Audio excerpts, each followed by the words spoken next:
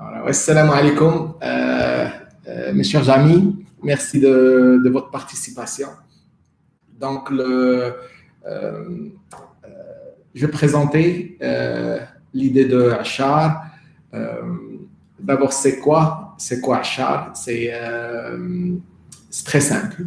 C'est passer 2 heures par semaine pour offrir tes compétences à un projet qui a un impact social, environnemental. Donc, 2 heures par semaine à offrir au monde, offrir à ton quartier, à ta communauté, à ton pays ou même un impact mondial. C'est quoi les règles? Il y a une seule règle, c'est qu'il n'y a pas de règle. C'est un choix à 100% personnel. Fais ce que tu veux, comme tu le veux. C'est entre toi et ton créateur. C'est offrir 2 heures de ton temps sans rien espérer recevoir.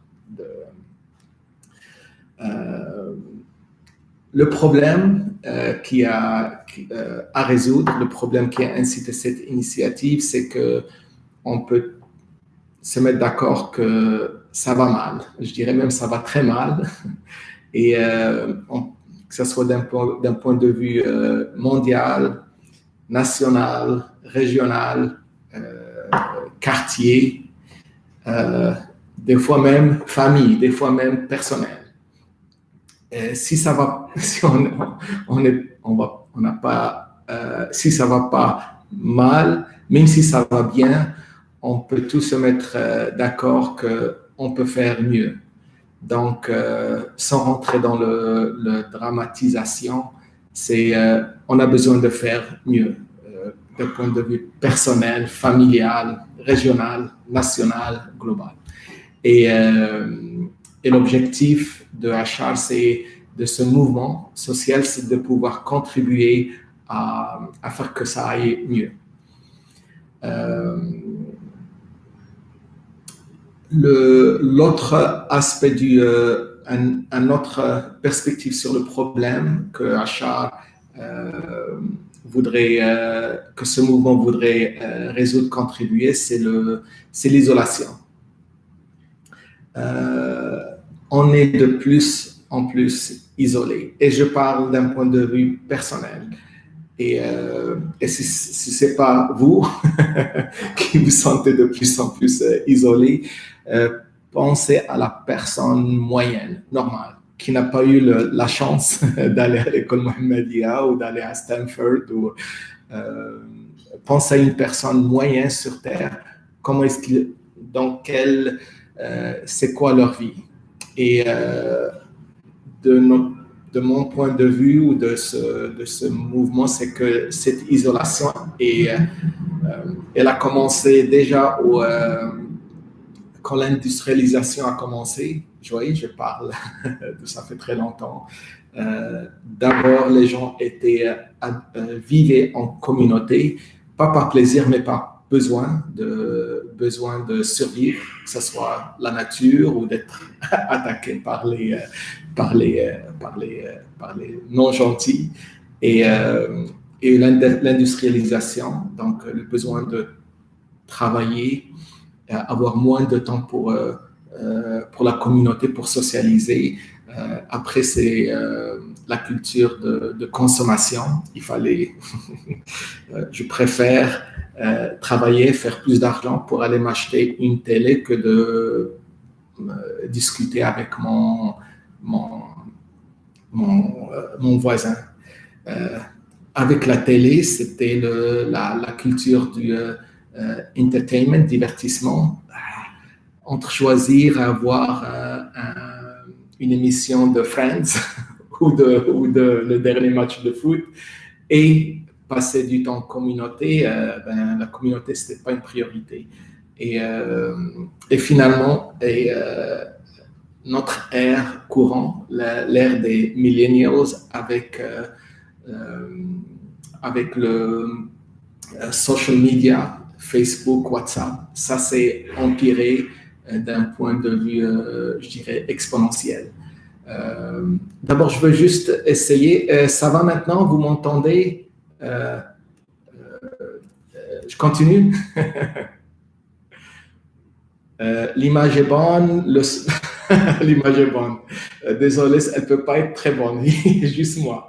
Mais au moins, l'écoute est bonne, le son est bon. OK, on dirait que ça va. Donc, je continue. Donc, le troisième élément, et c'est le dernier de la problématique, c'est, et ça m'a été vraiment inspiré de nos discussions sur WhatsApp de l'EMI 88. C'est qu'on observe, on discute, on analyse, mais on peut argumenter que c'est une perte de temps. Et je sais que j'exagère parce que le point, c'est que c'est discuter, analyser, émettre son point de vue. Ça résout rien.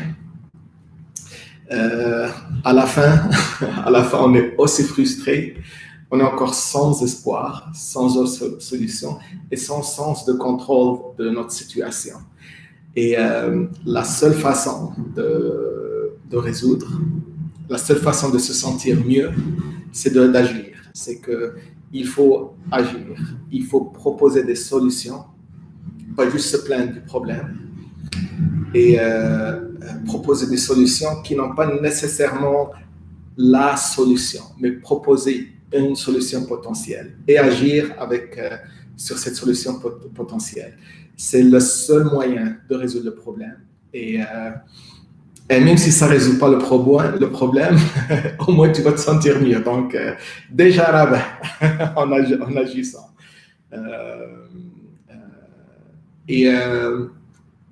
L'idée de Achar, c'est de trouver une solution qui prend une synergie de ces trois problèmes et trouver une solution qui est effective et qui va améliorer le monde aussi bien personnellement que le quartier, que la nation. On va être moins isolé et ça va nous permettre d'agir. Donc, c'est la solution Achar. Pour quelque chose confirmé ou rappeler, c'est que la règle, c'est qu'il n'y a pas de règle. Ça, c'est un mouvement purement personnel. Mais il y a des recommandations. Et c'est aux gens, aux participants de les suivre ou de ne pas les suivre. La recommandation la plus importante, c'est que ce qu'on fait, c'est que ce soit on est déjà d'accord, c'est faire des choses qui ont un impact social ou environnemental. Mais la recommandation, c'est de ne pas faire quelque chose pour juste mon quartier, bien que ce n'est pas une mauvaise chose, ou juste pour le village d'où je viens, mais faire quelque chose qui permet une croissance en échelle. Et je parle surtout à nous, les ingénieurs professionnels. Notre profession, l'harfa dialna, c'est de faire quelque chose qui a un impact au moins national. L'école Mohammedia a été financée avec un objectif d'avoir un impact au moins national. Et je dirais, il faut même voir au-delà de là, avoir un impact global. Mais donc, ce qu'on fait à travers le mouvement Achar, c'est qu'il faut qu'il y ait un impact, le maximum d'impact. Le deuxième élément, c'est la collaboration. C'est collaborer avec d'autres personnes qui sont en train de travailler sur le même sujet. C'est pas nécessaire. Hein? Je rappelle toujours, la règle, c'est qu'il n'y a pas de règle. Mais dans l'optique d'avoir un maximum impact, c'est pour être un vrai professionnel, un vrai achat, c'est d'aller chercher c'est qui les partenaires, des collègues, des partenaires avec qui on peut avoir le maximum d'impact. Donc, en parlant de collègues, c'est la promotion 88 et tout de suite après, c'est les autres promotions. Pourquoi pas collaborer avec l'ennemi de l'ennemi, notre ennemi, juste pour rigoler, l'énigme. Mais oui, il y a des gens bien là-bas aussi. Je dis ça avec respect et amour pour tous nos collègues et nos amis de l'ENI, et même au-delà.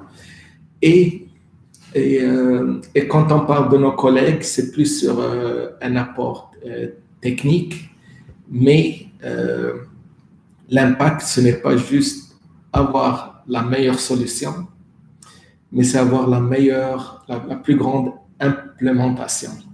Désolé avec mon choix français ou même ma prononciation, c'est que on fait pas une solution dans le vide, mais on fait une solution qui a vraiment un impact. Donc, on collabore avec les gens qui vont recevoir, utiliser nos solutions, et aussi avec les organismes qui vont faire grandir cet impact en échelle. Je suis toujours commencé avec les entreprises sociales. On ne va pas discuter maintenant de c'est quoi une entreprise sociale et pourquoi et comment, mais juste brièvement, chercher c'est quoi les entreprises sociales qui œuvrent qui ont besoin de cette solution qu'on veut développer. Au-delà des entreprises sociales, c'est je vais juste m'assurer que je peux voir s'il y a des messages. Il n'y a pas de message, donc tout va bien, je continue. Désolé, hein, c'est le premier live stream que je fais. Hein. Donc, merci à Achab et Mi88 qui me donne l'opportunité de pratiquer ma discussion en groupe. L'autre, j'ai parlé des entreprises sociales, des ONG, toutes les œuvres, les solutions ne sont pas juste pour les entreprises sociales. Il y a beaucoup de choses qui passent à travers les ONG. Et souvent maintenant, il y a la différence entre les ONG et l'entreprise sociale, c'est quelque chose ils sont en train de converger dans la même direction. Donc ça, c'est pour les recommandations. Mais là, on va parler de quelque chose de très important, c'est quoi la priorité? C'est quoi votre priorité en tant que participant en travaillant sur ça? Et il y a une seule priorité, c'est que le travail que vous faites vous fasse plaisir. Il faut que vous vous amusez, si on peut dire ça. Et c'est pas une règle, je dirais, c'est une recommandation, une priorité, c'est travailler sur quelque chose qui vous fasse plaisir. Et c'est quelque chose, il n'y a pas un sacrifice à faire. Si vous n'aimez pas les machines hydrauliques et que il y a un problème à résoudre pour l'approvisionnement en eau au Maroc et il faut une nouvelle machine hydraulique, ne faites pas les machines hydrauliques. Travaillez sur quelque chose qui vous fasse le plaisir. Vous aimez faire de la programmation, travaillez, faites de la programmation. Vous aimez faire de la télédétection, faites de la télédétection. C'est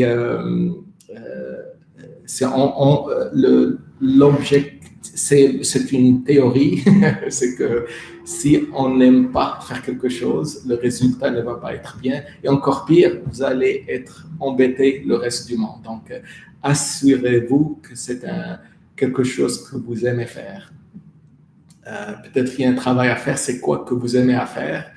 Pensez à vos années à l'école Mohammedia, pourquoi vous avez choisi le génie civil et pas le génie informatique ou vice-versa.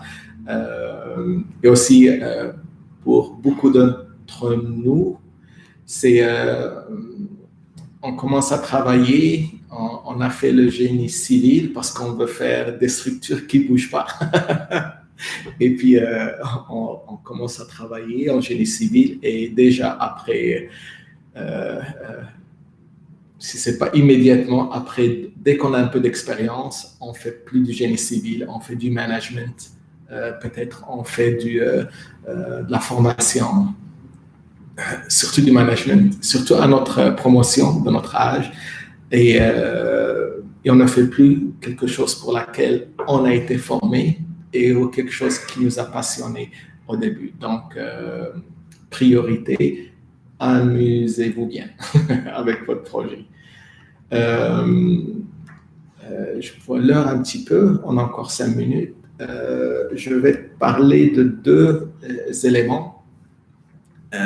Pourquoi j'ai appelé ça achat ou achat et aussi c'est quoi les plans de l'expansion de ce mouvement. Le nom achat, je dirais c'est d'abord je vous dis à vous tout de suite quand je vous dis arabe, musulman,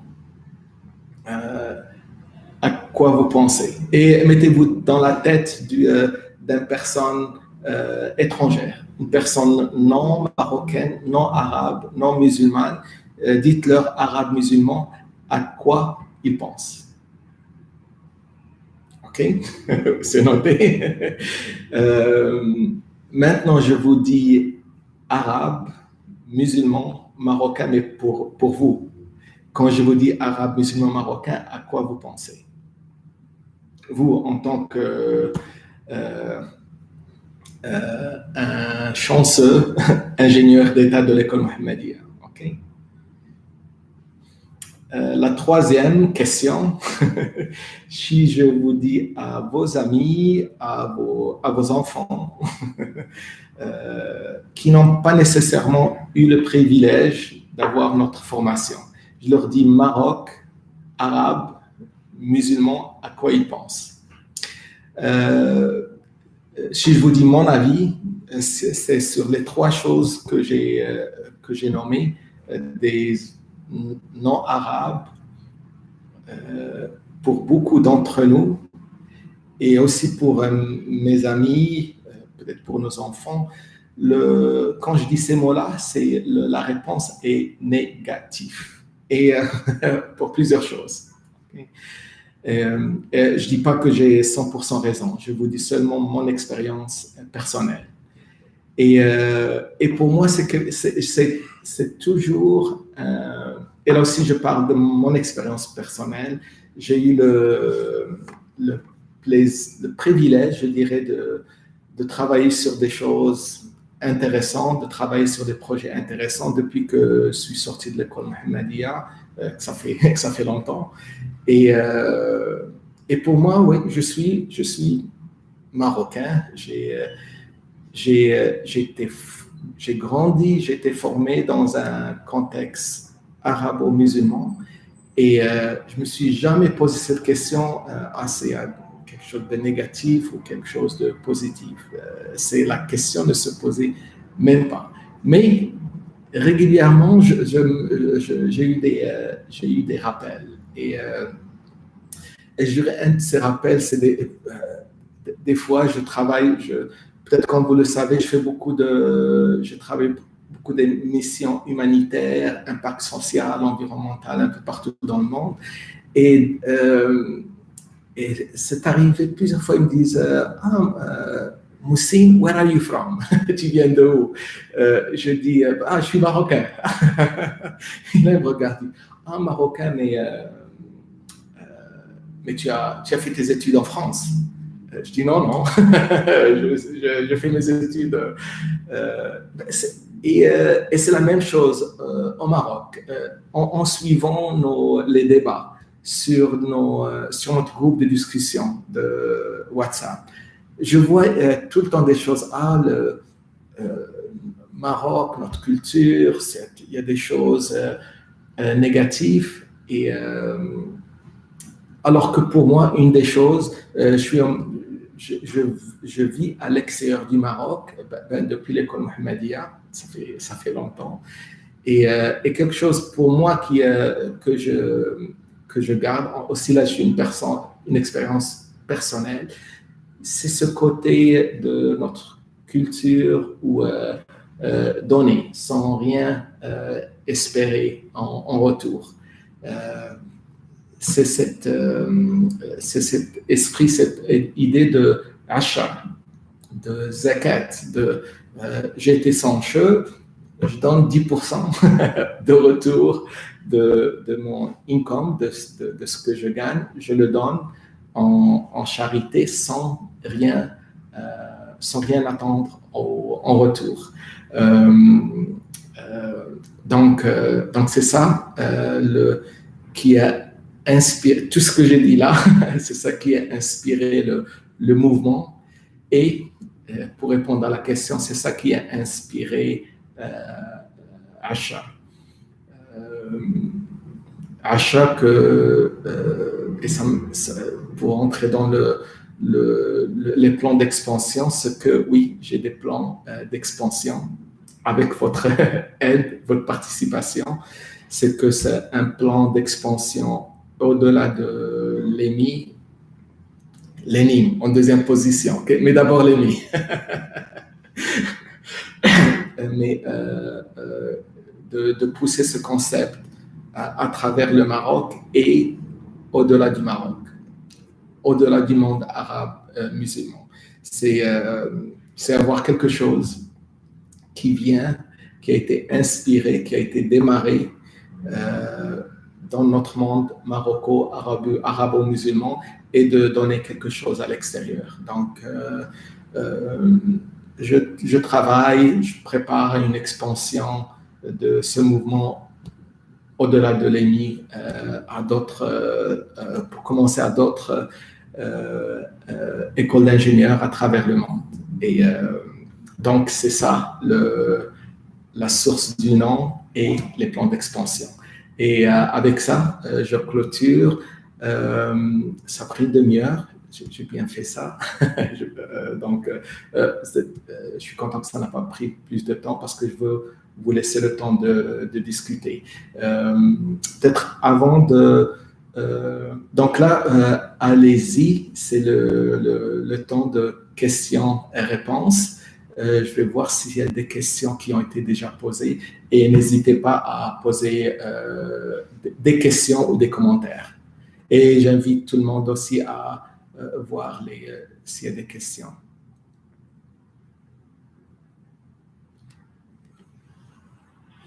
Je voyais des bons commentaires. Merci. Tabarakallah alaikum.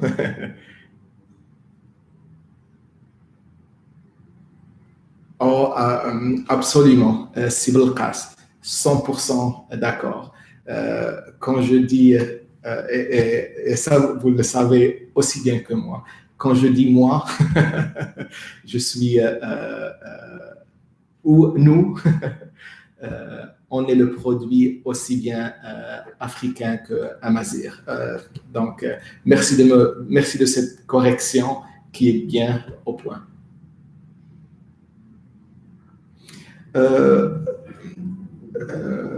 Comment on va s'y prendre? Donc, très bonne question. Donc, c'est quoi la deuxième étape? La deuxième étape, pour donner un contexte, c'est pour ce mouvement Achar. Et je vous dis, il démarre à l'école à l'EMI. Donc, avec il va y avoir une deuxième présentation semblable, qui ressemble à celle-là, pour suggérer des choses concrètes. Et sur ces choses concrètes, on va inviter différentes personnes qui travaillent sur un projet avec un impact environnemental et social et qui vont présenter leurs besoins de l'expertise de nos collègues. J'ai déjà un candidat pour la deuxième présentation et c'est Abdorbe Mouassine. Je travaille sur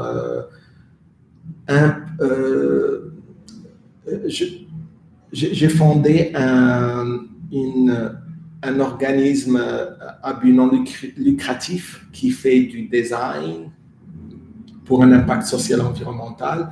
Donc, il y a un projet qui s'appelle Ablehood, comme neighborhood, mais qui est sur le Houma. Et donc, c'est un mouvement et aussi c'est des technologies et c'est une plateforme de communication. Il y a sur ça, j'ai besoin de contributeurs pour le moment, on a une solution pour résoudre la question du harcèlement de rue dans les quartiers et le résoudre par le quartier. Et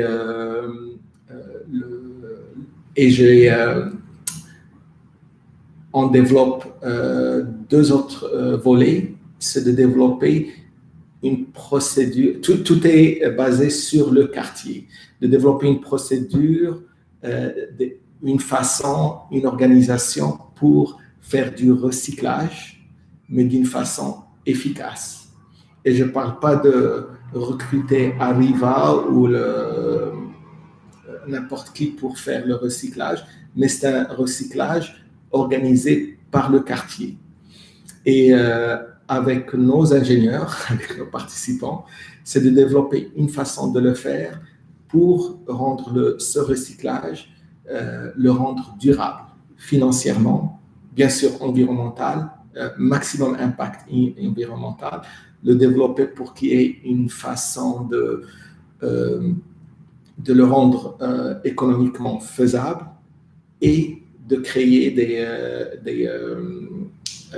des possibilités pour avoir des petites entreprises qui font le recyclage de quartier. Ça, c'est pour vous donner juste un exemple, mais donc la prochaine étape, on va inviter différentes personnes pour présenter leurs besoins. Ça, j'ai parlé de mon intérêt, mais Achar, ce n'est pas moi. Tout le monde est invité à présenter leurs besoins et aussi vous, les participants qui achètent, d'aller à la recherche de projets qui vous intéressent, d'abord, qui vous amusent, et deuxièmement, un projet où vous pouvez contribuer vos compétences techniques et 2 heures par 2 heures par semaine. Et ça, c'est très, très important lorsque je parle de ces 2 heures par semaine. Ça va être 2 heures où vous allez vous amuser, d'accord? Rappelez-vous, vous allez vous amuser plus que si vous allez passer 2 heures sur Facebook, sur WhatsApp ou sur regarder un match de foot. Permettez-moi de parler comme ça, comme si je fais de la lecture, mais c'est juste pour l'objectif de clarifier les objectifs de achat. Je vais regarder donc concrètement comment vous allez prendre. Donc, on va donner des exemples et aussi je vais donner dans notre processus, je vais donner une formation, comment trouver les bons sujets. Le deuxième achat, c'est quand je n'ai pas pensé à la deuxième date, mais je peux m'engager personnellement qui est le deuxième achat. Ça va être dans moins, au maximum dans 1 mois, peut-être avant. Et donc, le deuxième achat, ça va être une présentation de Ablehoods. Et aussi, en même temps, juste, on va commencer à la recherche d'autres projets. Je sais qu'il y a un de nos collègues qui nous est très cher, c'est Assam, Nasser Assam, qui est un projet qui lui tient beaucoup à cœur. Donc, attendez-vous qu'il va présenter son projet, son initiative